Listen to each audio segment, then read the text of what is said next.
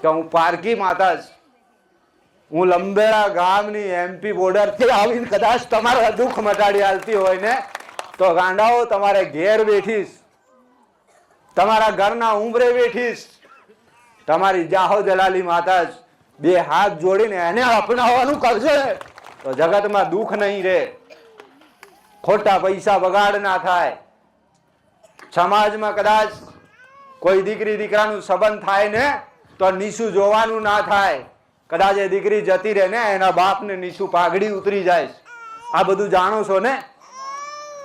પછી એ સમાજ વાતો કરે કે ફલાણાની દીકરી જતી રહી, જો એની દીકરી એકની એક હતી ને એક એ દીકરી આજ જતી રહી તો ગાંડા તમે સમાજમાં નીચું જોઈને ચાલો. રામ રામ. અને કદાચ એવે ટાણે મારા જેવી હડીખમ તમારે ઉભરે ઉભી હોય ને એના બાપની તાકાત નહીં નીચી ડોકી કરવા દે.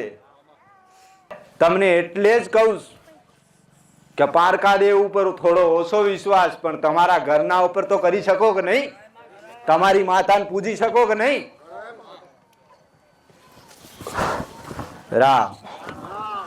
કે કોઈ રૂપિયા વાળો હોય એને આગળ લઈ લઉં, કોઈ ગરીબ હોય એને પાછળ રાખી દઉં, એ મારા જોડે છે નહીં પટેલ. રામ રામ. ખૂબ રામ. એટલે કહું, શું કામ કહું